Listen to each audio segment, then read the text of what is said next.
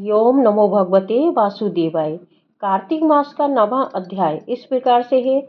राजा पृथु ने कहा, हे नारद जी, आपने कार्तिक मास के व्रत में तुलसी की जड़ में भगवान विष्णु का निवास बताकर उस स्थान की मिट्टी का पूजन बतलाया है। अब मैं भी श्री तुलसी जी के महात्म्य को सुनना चाहता हूँ। तुलसी जी कहाँ और कैसे उत्पन्न हुई, ये बताने की कृपा करें। नारद जी ने कहा, हे राजन, एक समय जब देवगुरु बृहस्पति और देवराज इंद्र कैलाश पर्वत पर शंकर जी का दर्शन करने के लिए गए तो शंकर जी ने उनकी परीक्षा ली। उन जटाधारी दिगंबर ने उनका मार्ग में ही अनुरोध कर डाला। तद यद्यपि वे तेजस्वी, शांत, लंबी भुजा और चौड़ी छाती वाले गौणवर्ण, अपने विशाल नेत्रों युक्त तथा सिर पर जटाधारे वैसे ही बैठे थे। तथापि इंद्र ने शंकर जी को ना पहचान उनका नाम धाम आदि परिचय पूछा और कहा, शंकर जी अपने स्थान पर हैं या नहीं, कहीं गए हैं। इस पर उस तपस्वी ने कुछ नहीं कहा, परंतु त्रिलोकीनाथ के ऐश्वर्य से भयभीत होकर इंद्र कब चुप रहते।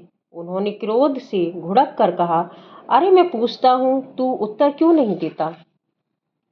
मैं अभी तुझे इस वज्र से मारता हूँ, फिर देखता हूँ तुझ दुर्मति की रक्षा कौन करता है। फिर जो ही दिगंबर को मारने के लिए हाथ में वज्र लिया तो ही भगवान शंकर ने वज्र सहित उसका हाथ स्तंभित कर दिया। विकराल नेत्र कर जो ही उसे देखा तो ऐसा व्यतीत हुआ मानो वे दिगंबर प्रज्वलित हो उठा है और तेज से जला देगा। भुजाएं स्थापित होने से इंद्र के क्रोध और दुख का अंत ना रहा, परंतु जो ही बृहस्पति जी ने उनको प्रज्वलित देखा तो ही अपनी बुद्धि से उनको भगवान शंकर जानकर प्रणाम किया। इंद्र को भी उनके चरणों में गिराया। फिर बृहस्पति जी बोले, हे दीनानाथ, अपना क्रोध रोक कर इंद्र का अपराध क्षमा कीजिए।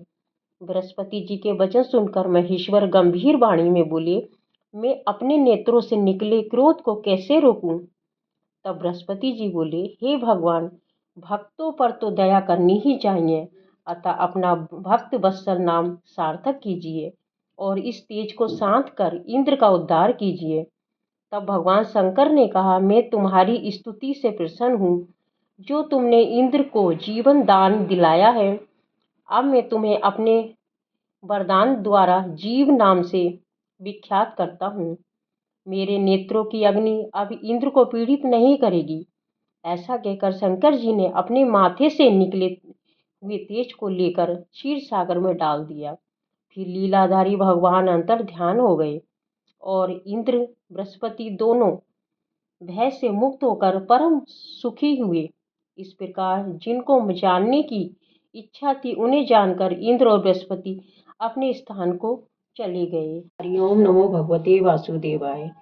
कार्तिक मास का 10वां अध्याय इस प्रकार से है। राजा पृथु ने कहा, हे देवर्षि, आपको नमस्कार है। अब कृपा कर आप ये कहिए कि जिस समय भगवान शंकर ने माथे का तेज क्षीर सागर में डाल दिया उस समय क्या हुआ? नारद जी ने कहा कि हे राजन, जब शंकर जी ने तेज क्षीर सागर में डाल दिया तो वे शीघ्र ही बालक रूप होकर गंगा सागर के संगम पर बैठकर संसार को भेद देने वाला रुदन करने लगा। उसके रुदन से समस्त संसार व्याकुल हो उठा। लोकपालों के मन में भी व्याकुलता हुई। अधिक कहने से क्या है, चराचर चलायमान हो गए हैं। शंकर सुवन के रुदन से ब्रह्मांड व्याकुल हो गए। समस्त देवता और ऋषि मुनि व्याकुल होकर लोक पितामह ब्रह्मा जी की शरण में गए और सबने मिलकर ब्रह्मा जी को प्रणाम किया, स्तुति की। फिर कहा कि हे पितामह, ये बड़ा भयंकर समय आया है, इसका नाश कीजिए।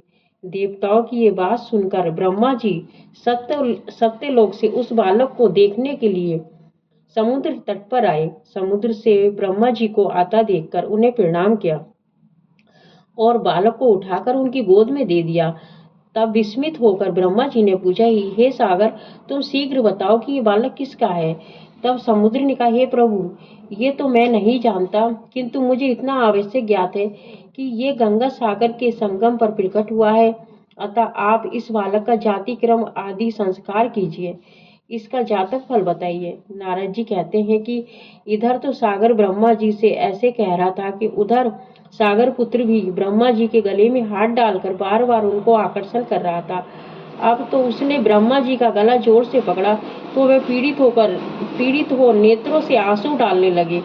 किसी प्रकार उन्होंने अपने दोनों हाथ से जोर लगाकर गला छुड़ाया तो सागर से कहा कि सुनो, मैं तुम्हारे पुत्र का जातक फल कहता हूँ। मेरी आंखों से जो जल निकलता है, इस कारण इसका नाम जलंधर होगा। ये पैदा होने के साथ ही तरुण हो गया है। इससे ये सब शास्त्रों का महापराक्रमी, महावीर, जवान और रण दुर्गम तथा सभी देवताओं का पारंगत और भगवान विष्णु को जीतने वाला होगा। ये कहीं भी नहीं हारेगा। एक भगवान शंकर को छोड़कर सबसे अवश्य होगा, अस्वस्थ होगा। जहां से ये उत्पन्न हुआ है फिर वहीं जाएगा। इसकी पत्नी बड़ी पतिव्रता, सौभाग्यशाली, सर्वांग सुंदरी, परम मनोहर, मृदु भाषिणी तथा शील की सागर होगी। नारद जी ने कहा कि हे राजन, सागर से ये कहकर ब्रह्मा जी ने शुक्राचार्य को बुलाकर बालक का राज्य अभिषेक कराया। फिर अंतर ध्यान हो गए। अब तो उस बालक को देखकर सागर बहुत प्रसन्न हुआ और कितने ही उपाय से उसका पालन करके बड़ा किया। फिर काल ने नामक असुर को बुलाकर उसकी वृंदा नाम की पुत्री से विवाह करा दिया। अब शुक्राचार्य के प्रभाव से वे दैत्य पर राज्य करने लगा। हरिओम नमो भगवते वासुदेवाय। कार्तिक मास का 11वां अध्याय इस प्रकार से है। नारद जी ने कहा कि एक समय जलंधर पत्नी सहित असुरों से सम्मानित हो सभा में बैठा था तो परम कीर्तिमान श्री शुक्राचार्य जी वहां पहुंचे, जिनके तेज से सब दिशाएं प्रकाशित हो गई थीं। गुरु जी को आता देख असुरों सहित सागर पुत्र ने उठकर बड़े आदर से उनको प्रणाम किया। तेजस्वी शुक्राचार्य जी ने सबको आशीर्वाद दिया। फिर एक आसन पर बैठकर सब देवते भी यथा स्थान पर बैठ गए और सागर पुत्र ने नम्रता से ये प्रश्न किया कि हे गुरु जी, राहु का सिर किसने काटा था? आप हमें बतलाइए। इस पर श्री शुक्राचार्य जी ने विरोचन पुत्र हिरण्यकश्यप और उसके धर्मात्मा पुत्र का परिचय देकर देवताओं और असुरों द्वारा समुद्र मंथन को संक्षेप में सब कथा कहकर ये बतलाया कि जब समुद्र से अमृत निकला तो उसे देव रूप से राहु पीने चला। इस पर इंद्र के पक्षपाती भगवान विष्णु ने राहु का सिर काट डाला। ये सुनने के साथ ही जलंधर के नेत्र लाल हो गए। उसको बड़ा क्रोध किया और फिर अपने धसमर नामक दूत को बुलाकर गुरु का कहा हुआ सब वृत्तांत सुनाया और उसे ये आज्ञा दी कि तुम शीघ्र ही इंद्रपुरी में जाकर इंद्र को मेरी शरण में ले आओ। धसमर जलंधर का बड़ा निपुण दूत था। वे शीघ्र ही इंद्र की सुधर्मा नामक सभा में जा पहुंचा और जलंधर के शब्दों में कहा, हे देवता धम, तुमने समुद्र को क्यों मथा और मेरे पिता के सब रत्नों को क्यों ले लिया? ऐसा करके तुमने अच्छा नहीं किया। यदि तू अपना भला चाहता है तो उन सब रत्नों सहित देवताओं के साथ मेरी शरण में आ, अन्यथा सुराधम में ये सत्य कहता हूं कि तेरा राज्य ध्वंस हो जाएगा। इस पर इंद्र बहुत विस्मित हुआ और कहने लगा, पहले सागर ने मेरे भय से सब पर्वतों को अपनी कुक्षी में क्यों स्थान दिया और मेरे शत्रु देवताओं की क्यों रक्षा की? इसी कारण मैंने उनके सब रत्न हरण किए हैं। मैं भी सत्य कहता हूँ कि मेरा द्रोही सुखी नहीं रह सकता। इंद्र की बात सुनकर वह दूत शीघ्र ही जलंधर के पास आया और सब बातें उसे कह सुनाई, जिसे सुनते ही वे दैत्य मारी क्रोध के अपने होंठ काटने लगा और देवताओं को जीतने के लिए उसने उद्योग आरंभ कर दिया। फिर तो सब दिशाओं तथा पाताल से करोड़ों दैत्य उसके पास पहुंच गए। शुभ निशुभ सेनापतियों को साथ लेकर जलंधर इंद्र से युद्ध करने लगा। शीघ्र ही इंद्र के नंदन वन में उसने अपनी विशाल सेना उतार दी। वीरों की शंख ध्वनि और घोर गंजन से इंद्रपुरी गूंज उठी। अमरावती छोड़ देवता उनसे युद्ध करने चले। भयानक मार काट हुई। दोनों पक्षों के आचार्य अपने अपने मृतकों को जलाने लगे। असुरों के आचार्य गुरु शुक्र अपनी मृत संजीवनी विद्या से और देव गुरु बृहस्पति द्रोणाचार्य गिरी से औषधि लाकर मुर्दों को जिलाते रहे। इस पर जलंधर ने अपने गुरु शुक्राचार्य जी से कुद्र होकर कहा कि मेरे हाथ से मरे हुए देवता जी कैसे जाते हैं? जिलाने वाली विद्या तो सब आपके पास ही है, फिर ये क्या बात है?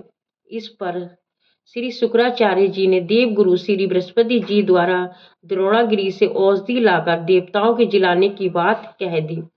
ये सुनकर जलंधर और भी कुद्र हो गया। श्री शुक्राचार्य जी ने कहा, कुद्र क्यों होते हो? यदि शक्ति हो तो द्रोणाचार्य गिरी पर्वत को उखाड़ कर समुद्र में फेंक दो, तब मेरे कथन की सत्यता प्रमाणित हो जाएगी। इस पर जलंधर कुद्र होकर शीघ्र ही द्रोणागिरी पर्वत के पास जा पहुंचा और अपनी भुजाओं द्वारा उसे जड़ से उखाड़ कर समुद्र में फेंक दिया। यह भगवान शंकर का तेज था। इसमें जलंधर की कोई विचित्रता नहीं थी। पश्चात ये सागर पुत्र युद्ध भूमि में आकर बड़े वेग से देवताओं का संहार करने लगा। जब बृहस्पति औषधि लेने के लिए द्रोणागिरी पर्वत पर पहुंचे तो द्रोणागिरी की जगह वहां पर उन्हें सूना मैदान मिला, तो वे भयभीत होकर देवताओं के पास आए और कहा कि युद्ध बंद कर दो, तुम लोग अब जलंधर को नहीं जीत सकोगे। पहले इंद्र ने जो भगवान शंकर का अपमान किया था, ये उसी का फल है। ये सुनकर देवता युद्ध की आशा त्याग अत्यंत ही व्याकुल हो गए, इधर उधर भाग निकले। सिंधु सुत निर्भय होकर अमरावती में प्रविष्ट हो गया। इंद्र आदि देवताओं ने गुफाओं में शरण ली। हरिओम नमो भगवते वासुदेवाय।